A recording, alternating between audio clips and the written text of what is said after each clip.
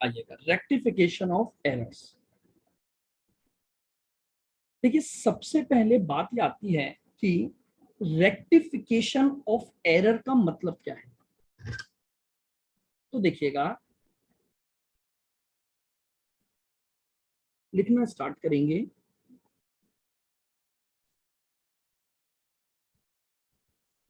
There may be some errors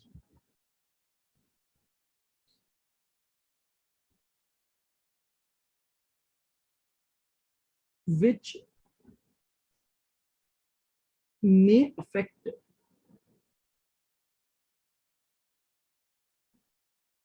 the trial balance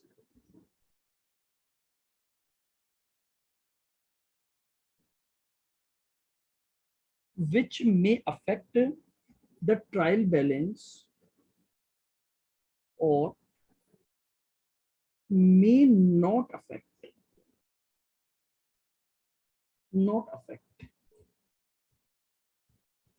the trial balance।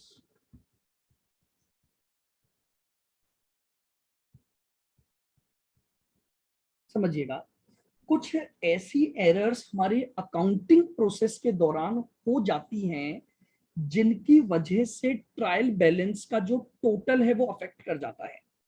साथ ही साथ कुछ ऐसी एरर्स भी हमारी बुक्स ऑफ अकाउंट्स में हो जाती हैं जिनकी वजह से ट्रायल बैलेंस पर कोई इफेक्ट नहीं पड़ता।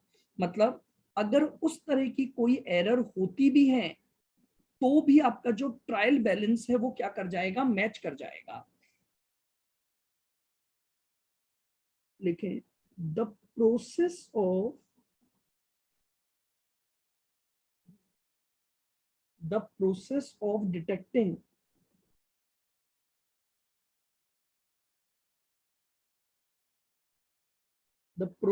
Of detecting errors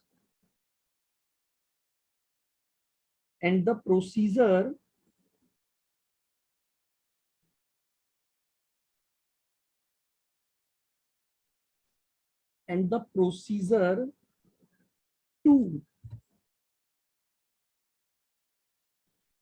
correct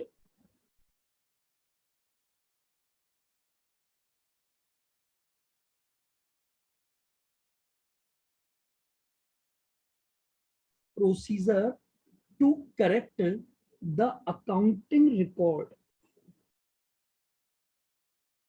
is called rectification of error।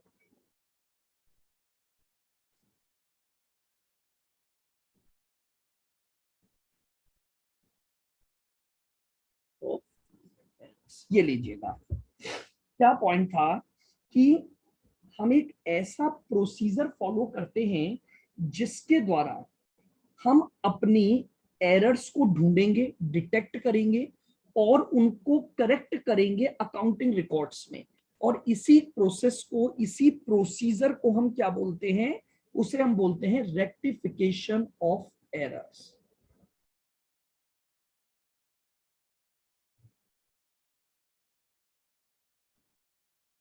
देखिएगा, एरर का रेक्टिफिकेशन क्यों जरूरी है।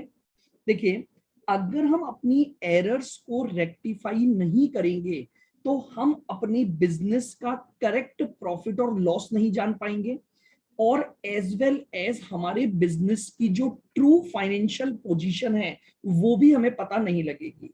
तो इसमें लिखें, the object to rectify errors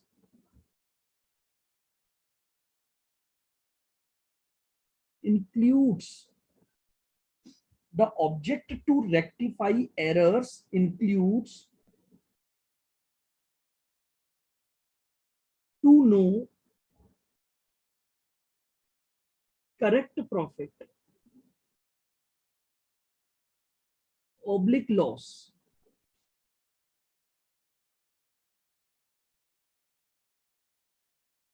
of business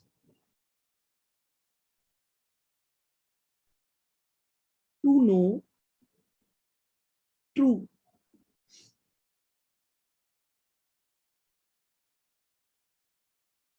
financial position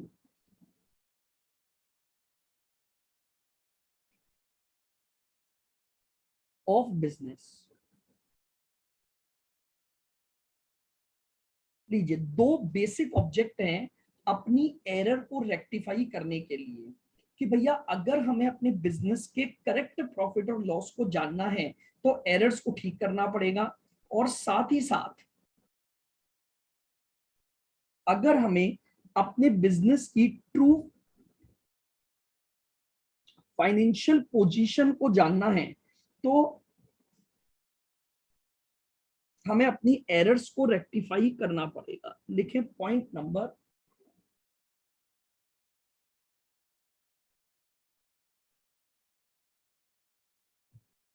3। देखिएगा,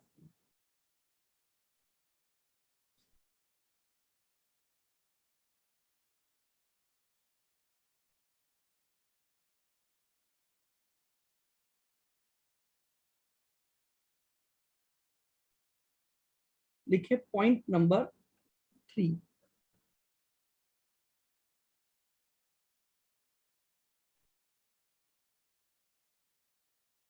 errors which does not affect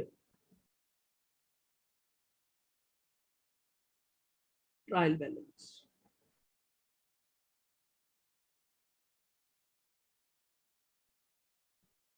हम बात कर रहे हैं कुछ ऐसी एरर्स पर जिनकी वजह से ट्रायल बैलेंस पर कोई इफेक्ट नहीं पड़ता है।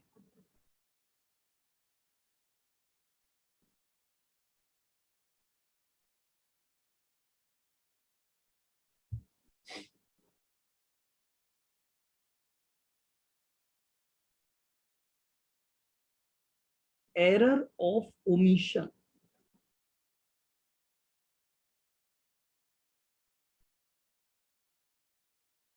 एरर ऑफ कमीशन,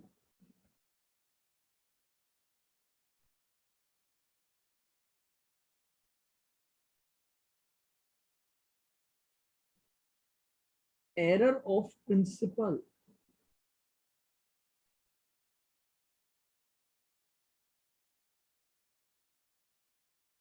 और कंपनसेटरी एरर्स।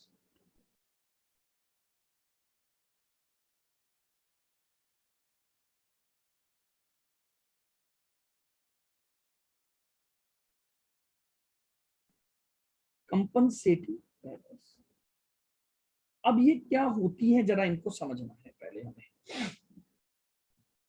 देखिए, ओमिशन का मतलब होता है भूल जाना, यानी अगर मान लीजिए हम किसी ट्रांजैक्शन को रिकॉर्ड करना ही भूल गए, हम अगर किसी ट्रांजैक्शन को रिकॉर्ड करना ही भूल गए तो हमने उसे अब ना तो डेबिट में रिकॉर्ड किया ना क्रेडिट में रिकॉर्ड किया। अब जब हमने दोनों ही तरफ ट्रांजैक्शन को रिकॉर्ड नहीं किया तो भले ही ट्रायल बैलेंस का टोटल गलत है लेकिन टोटल फिर भी मैच कर रहा होगा। तो ओमिशन का मतलब होता है उसे भूल जाना।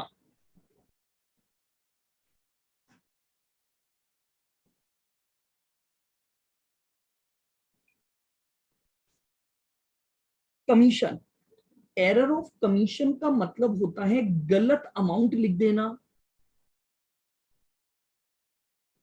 टोटलिंग में मिस्टेक, समझ रहे हैं आप, गलत अमाउंट से ट्रांजैक्शन को एंटर कर देना। तो अगर मान लो हमने 5,600 के अमाउंट को 6,500 लिख दिया तो डेबिट और क्रेडिट दोनों अमाउंट 6,500 लिखा, हालांकि भले ही ट्रायल बैलेंस मैच करेगा लेकिन गलत है, लेकिन ट्रायल बैलेंस पर इफेक्ट नहीं पड़ेगा। तो एरर ऑफ कमीशन उन एरर्स को बोलते हैं जिनमें आपसे अमाउंट लिखने, उनको आगे पीछे कर देने, टोटलिंग करने, इनमें कोई गलती होती है तो उसे बोलते हैं error of commission. Principle error वो एरर होती है जहां पर आप अपने अकाउंटिंग के बेसिक फंडामेंटल प्रिंसिपल को गलत कर देते हो। जैसे आपने किसी भी कैपिटल नेचर के खर्चे को रेवेन्यू नेचर मान लिया, या रेवेन्यू नेचर के खर्चे को कैपिटल नेचर मान लिया, तो उससे हम बोलते हैं error of principle. Compensating error, ये ऐसी एरर होती हैं जो दो या दो से ज्यादा ऐसी एरर्स जो कि ऑटोमेटिकली गलतियों को रेक्टिफाई कर देती हैं। यानी मान लीजिए हमसे किसी के डेबिट में कोई गलती हो गई, करस्पॉन्डिंगली किसी दूसरे अकाउंट के क्रेडिट में भी उसी अमाउंट से गलती हो गई ताकि आपका ट्रायल बैलेंस मैच कर गया, बट फिर भी वहां पर एरर चल रही है, तो उस एरर को हम क्या बोलते हैं? कंपनसेटिंग एरर बोलते हैं। वापस से देख लेना, ओमिशन लिखने से भूल जाना, शॉर्ट में याद करो, कमीशन गलत अमाउंट लिख देना, प्रिंसिपल एरर कैपिटल को रेवेन्यू, रेवेन्यू को कैपिटल मान लेना, कंपनसेटिंग एरर यानी दो या दो से ज्यादा ऐसी एरर जो अपने आप एरर्स को क्या कर दें? कंपनसेट कर दें, उन्हें हम बोलते हैं कंपनसेटिंग एरर्स।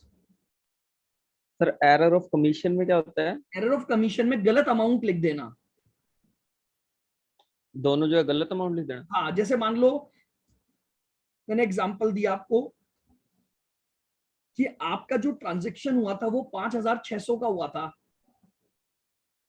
ठीक यस है, सर। लेकिन आपने उसकी जो एंट्री करी ना वो 6,500 से कर दी, तो अब आपने दोनों सर 5,600 की जगह ट्रांजैक्शन कितने से रिकॉर्ड कर दिया? 6,500। ठीक है, 6,500। तो ट्रायल बैलेंस तो मैच कर जाएगा क्योंकि आपने डेबिट में भी 6,500 लिखा और क्रेडिट में भी 6,500 लिखा, यस सर। बट एरर हो गई। ट्रायल बैलेंस मैच कर रहा है but trial balance higher value पर मैच कर रहा है। और कंपनसेटिंग में सर? कंपनसेटिंग में क्या होता है, जैसे मान लो फॉर एग्जांपल आपने है ना डेबिट साइड में एक गलती की और किसी अमाउंट को डेबिट में 500 रुपए कम लिखा, तो डेबिट 500 रुपए से कम हो गया। Yes sir. दूसरी तरफ आपने एक और एंट्री पास की जहां पर क्रेडिट में 500 रुपए कम कर दिए, या यस। किसी दूसरी एंट्री में डेबिट 500 रुपए ज्यादा कर दिया, तो एक जगह मान लो डेबिट 500 से कम हुआ, जैसे मान लो 6,500 का डेबिट ट्रांजैक्शन था, आपने गलती से 6,000 लिखा और एट द सेम टाइम दूसरे किसी अकाउंट में 6,000 की जगह 6,500 लिख दिया,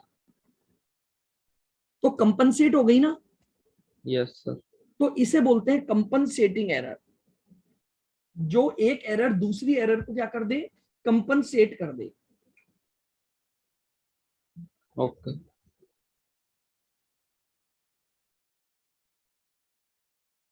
आइए आगे बढ़ते हैं।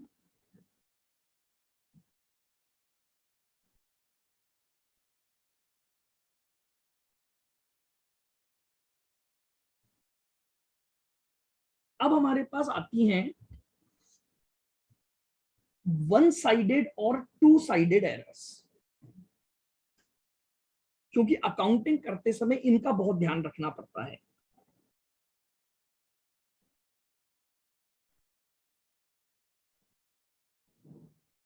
वन साइडेड एरर्स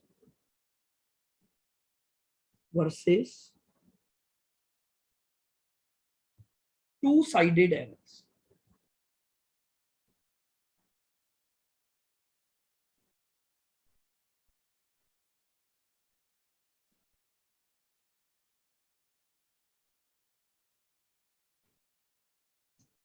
देखिएगा, नाम से ही अपने आप को डिफाइन कर रहा है।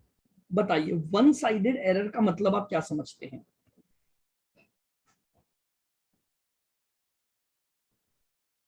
सर एरर एक साइड से हुआ है। बिल्कुल, यानी आपने एक अकाउंट को तो ठीक कर दिया और एक अकाउंट आपका क्या हो गया? गलत हो गए। गलत हो गया। जैसे मान लो फॉर एग्जांपल मैं आपको ये बोलूं कि आपने अपनी प्लांट एंड मशीनरी पर डेप्रीसिएशन लगाया, बट डेप्रीसिएशन अकाउंट में लिखना भूल गए। यानी आपने प्लांट अकाउंट में तो एंट्री कर दी, लेकिन आप डेप्रीसिएशन अकाउंट में लिखना भूल गए, तो केवल एक जगह गलती हुई। Yes sir. अब मान लो मैं आपको ये बोलूं कि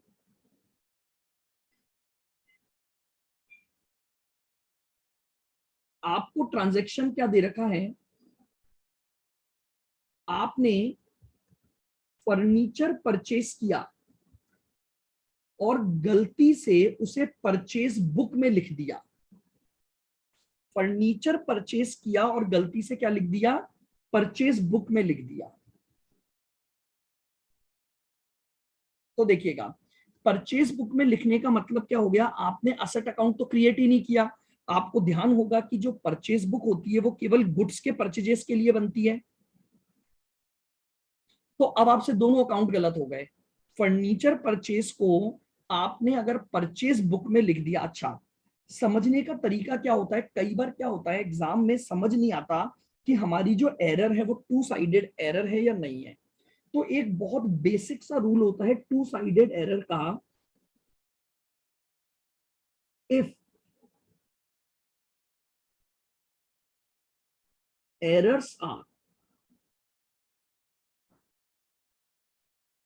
related to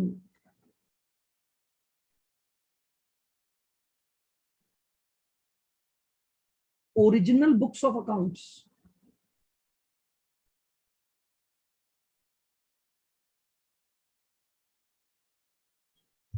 original books of accounts का मतलब होता है आपकी जितनी भी सब्सिडरी बुक्स होती हैं, जो कैश बुक होता है, अगर इनमें आपने कोई गलती कर दी तो वो गलतियां हमेशा टू साइडेड एरर मानी जाती हैं।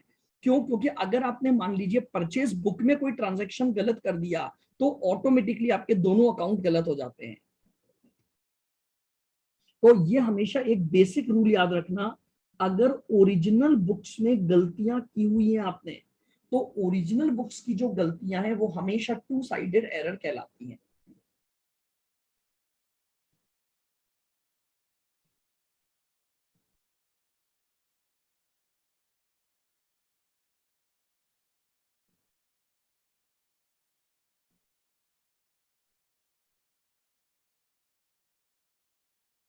We have to correct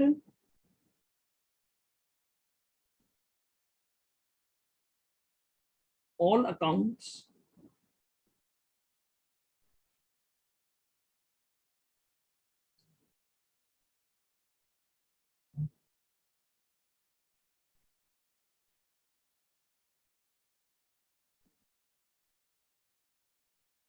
through rectification entry.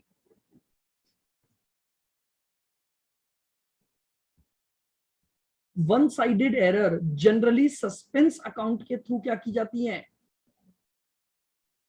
सुना है सस्पेंस सेटअप अकाउंट का? क्रिएट।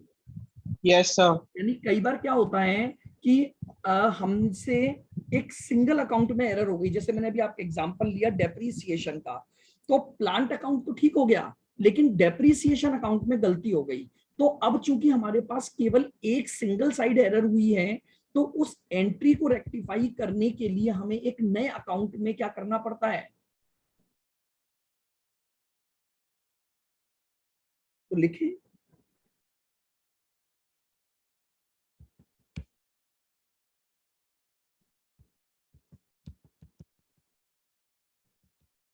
these errors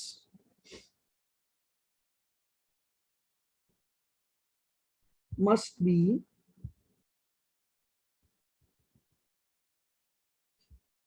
rectified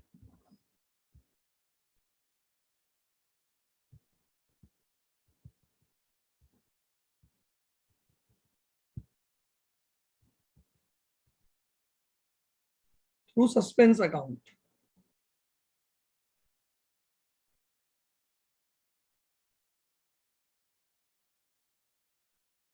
क्योंकि आपके पास सिंगल साइडेड एरर है, अगर सिंगल साइडेड एरर है तो एक अकाउंट ठीक है और एक अकाउंट आपका गलत है, तो हम ऑटोमेटिकली जो अपनी एंट्री को पास करेंगे तो एक नया अकाउंट खुल जाएगा जिसको हम कहते हैं सस्पेंस अकाउंट।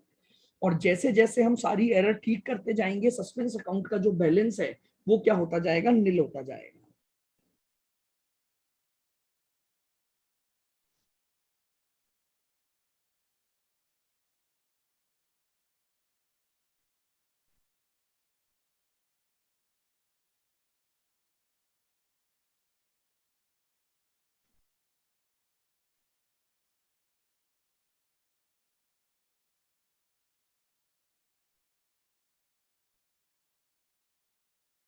चलिएगा, अब बात आती है स्टेज ऑफ रेक्टिफिकेशन। रेक्टिफिकेशन किस स्टेज पर किया जाता है?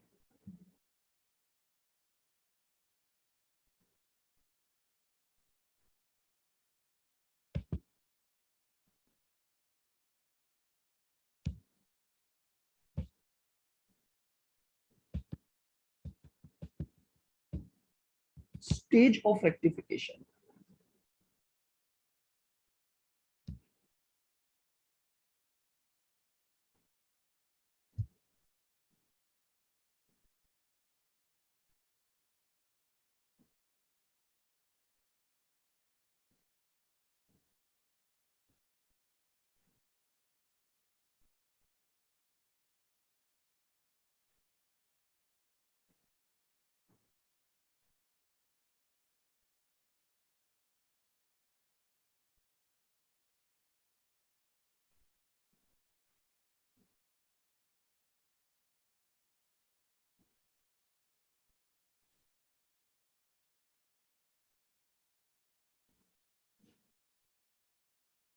Before preparing trial balance.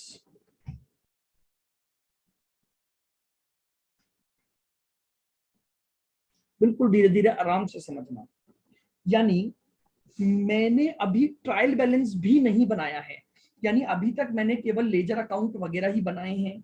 और ट्रायल बैलेंस के प्रिपेयर करने से पहले मुझे ये पता लग गया कि मेरे से कुछ एरर हो गई है और मुझे उनको क्या करना है, रेक्टिफाई करना है। तो उसे बोलते हैं rectification before preparing trial balance.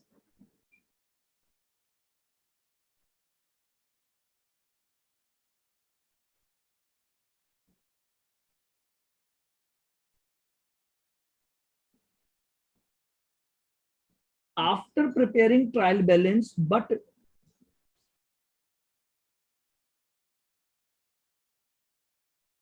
Before preparation of final accounts.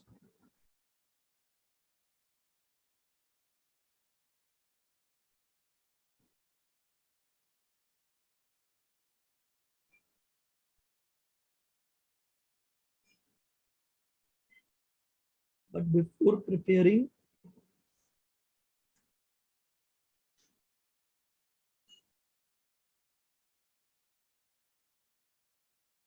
final accounts. और तीसरा होगा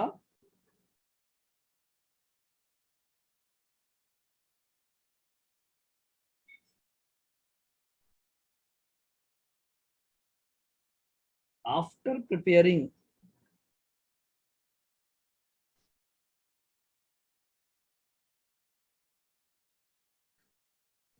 final accounts, that is in next year.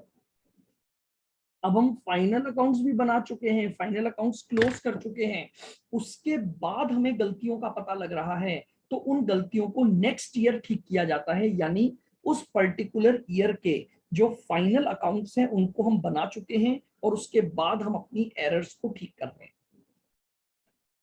तो 3 स्टेजेस होती हैं बेसिकली रेक्टिफिकेशन की। ट्रायल बैलेंस बनाने से पहले, ट्रायल बैलेंस बनाने के बाद लेकिन फाइनल अकाउंट से पहले, और फाइनल अकाउंट्स बनाने के बाद। हमारे एग्जाम में जो क्वेश्चन बनते हैं वो जनरली इन दो के बनते हैं। ठीक है, हालांकि हम बिफोर प्रिपेयरिंग ट्रायल बैलेंस का भी डिस्कशन करेंगे, बट हमें जो सबसे मेन मुद्दा है कि यहाँ पर हमें अकाउंटिंग कैसे करनी है, कैसे हमें अपनी एरर को ढूंढना है और उसे रेक्टिफाई करना है।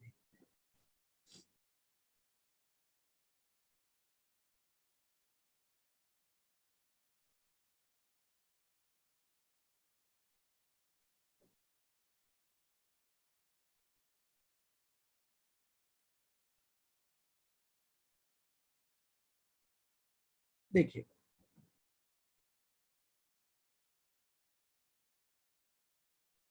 तो छोटे छोटे एग्जाम्पल से पहले हम जरा समझते हैं। अभी मैं बात करूंगा सारा इस पर, after preparing trial balance but before preparing final accounts.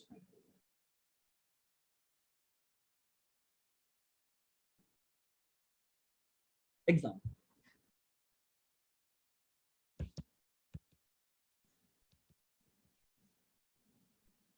Credit sales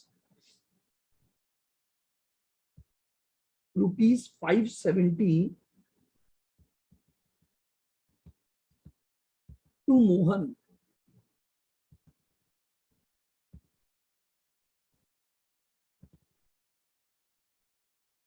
was recorded as 750। 570 की एक क्रेडिट सेल हमने की मोहन को, लेकिन उसे गलती से रिकॉर्ड कर दिया 750 से।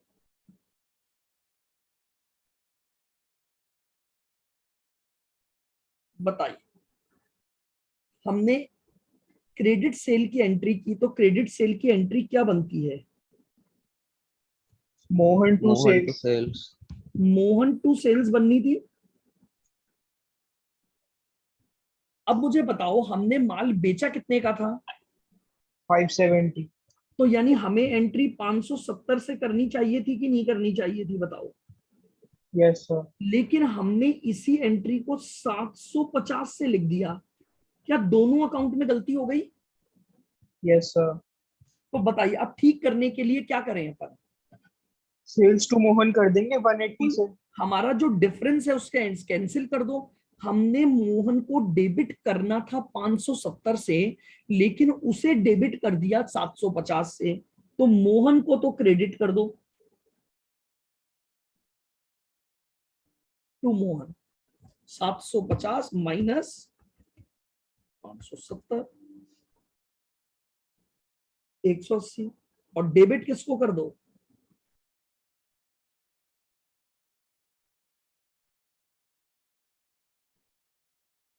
बताओ, समझ में आई? बिल्कुल यस बेसिक सर। एग्जांपल से ले रहा हूं मैं। एक बिल्कुल सिंपल सा ट्रांजैक्शन हमें दिया और हमने उसके आधार पर उसकी वैल्यू निकाल दी। आओ। सर ये एरर ऑफ कमीशन था। क्या है? ये कौन सा एरर सर? एरर और कमीशन। एरर ऑफ कमीशन है, बिल्कुल। आप खुद देखो, ट्रायल बैलेंस तो मैच करेगा कि नहीं करेगा? Yes sir. भाई 570 की जगह 750 लिख दिया, क्या फर्क पड़ा? डेबिट भी 750 हुआ और क्रेडिट भी 750 हुआ। Yes sir. तो ट्रायल बैलेंस मैच करेगा, बट एरर हो गई।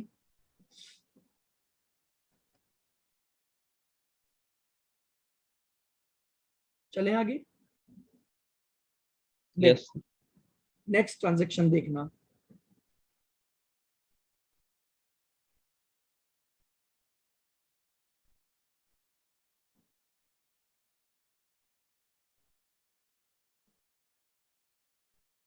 Credit sales of ₹850 to Ram.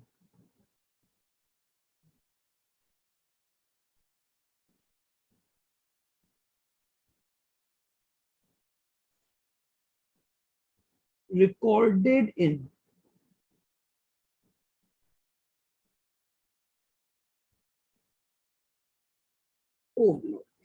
ये बोल रहा है 850 रुपए की एक क्रेडिट सेल हुई है, किसको? राम को। लेकिन आपने इसको किस बुक में रिकॉर्ड कर दिया? परचेज बुक में रिकॉर्ड कर दिया। सबसे पहले तो आप ये देखो कि आपकी एंट्री क्या होनी चाहिए थी। अगर राम को क्रेडिट सेल की तो एंट्री होनी चाहिए थी Ram to sales. Ram to sales. कितने से? 850। 850 से। लेकिन आपने गलती क्या कर दी? Purchase to Ram. राम। अगर आपने परचेज बुक, अब देखो वही बात आ गई, ध्यान से सुनना। क्या purchase book original books of accounts हैं? अगर Yes, sir. Original books of accounts है तो दोनों अकाउंट गलत हुए होंगे। तो इसका मतलब मेरी एंट्री हो गई purchase account debit to Ram, कितने से? 850। अब बताओ क्या क्या गड़बड़ हो गया। देखो, राम को डेबिट कितने से करना था? 850 से। हमने डेबिट तो किया नहीं, उल्टा उसे क्रेडिट और कर दिया। तो एक बार तो इस क्रेडिट को कैंसिल करने के लिए डेबिट करोगे, और एक बार जो सही डेबिट करना था वो डेबिट करोगे। तो राम अकाउंट डेबिट कितना कर दोगे? 1700। बोलो बात समझ आ रही है? फिर देख लेना। ठीक है, वेरी गुड, जाओ। तो राम को डेबिट करना था 850 से, वो हमने किया नहीं, उल्टा राम को क्रेडिट और कर दिया। तो एक बार तो इस क्रेडिट को कैंसिल करूंगा और एक बार इस डेबिट को लिखूंगा। तो राम को तो 1700 से डेबिट कर दिया। 2, सेल्स को क्रेडिट करना था, नहीं किया, 850 से क्रेडिट कर दो। और परचेज को गलती से डेबिट कर दिया तो उसको भी कैंसिल कर दो। परचेज, ये लीजिए, ये सब डबल साइडेड एरर चल रही हैं, दोनों तरफ गलतियां हुई हैं। देख लो, क्या समझ आई है एंट्री? टाइम दो आराम से। इस चैप्टर में ना एक्चुअली में क्या है, केवल प्रैक्टिस चाहिए, कोई लॉजिक कुछ नहीं। आपको ये पता लगना चाहिए कि अकाउंटिंग एंट्री क्या होनी चाहिए थी, आपसे क्या गलती हो गई, और अब उसके अकाउंट को देखते हुए आपको क्या करना है, दोनों तरफ से आपको उसको ठीक करना है कि जिन जिन अकाउंट में गलती हुई उनको ठीक कर दो।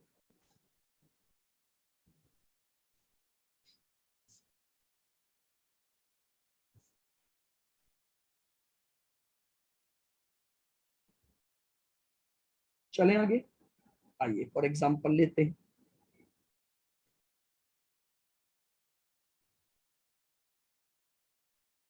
Example,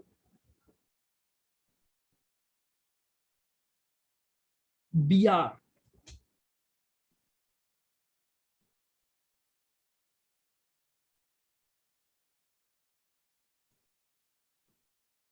received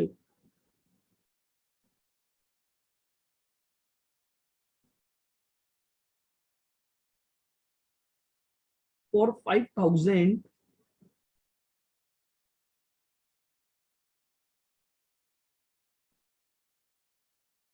accepted by M,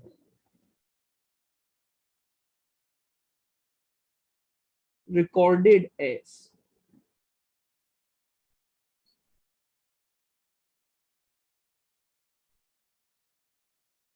acceptance given to M। हमें BR रिसीव हुआ था M का, तो BR अगर M का मिला था तो मेरी बुक्स में बताओ क्या एंट्री होनी चाहिए थी? BR to M। BR to M। बताओ कितने से? 5000। लेकिन गलती से मैंने इसे क्या मान लिया कि मैंने M को एक्सेप्टेंस दी है, तो मैंने एंट्री क्या डाल दी होगी? M to M to BR। BP। M to BR.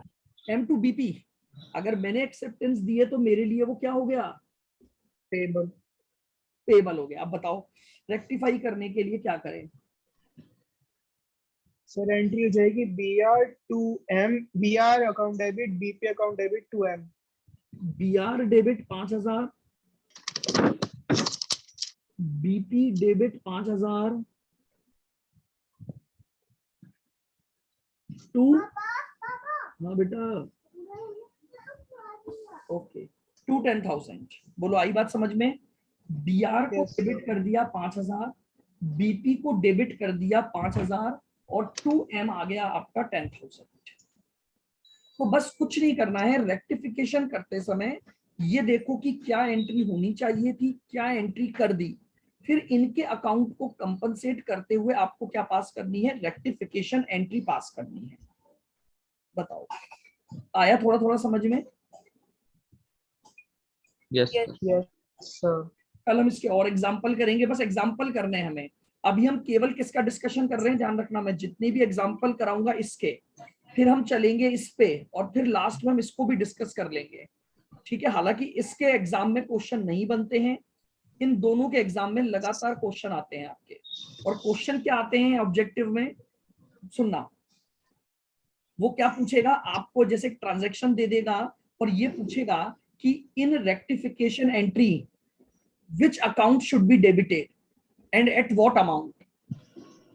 तो आपको बस रेक्टिफिकेशन एंट्री करनी है और पता लगाना। जैसे मैं इसी एंट्री में पूछूं कि which account should be debited and by what amount, option दे दूंगा, Ram account will debit by 850, Ram account debited by 1700, sales account debited with 850, none of the above. समझ रहे हो, कोई भी ट्रांजैक्शन देगा और ये पूछ लेगा कि इसकी रेक्टिफिकेशन एंट्री में डेबिट कौन सा अकाउंट हो रहा है, तो आपको बस एंट्रियां बनानी आनी चाहिए।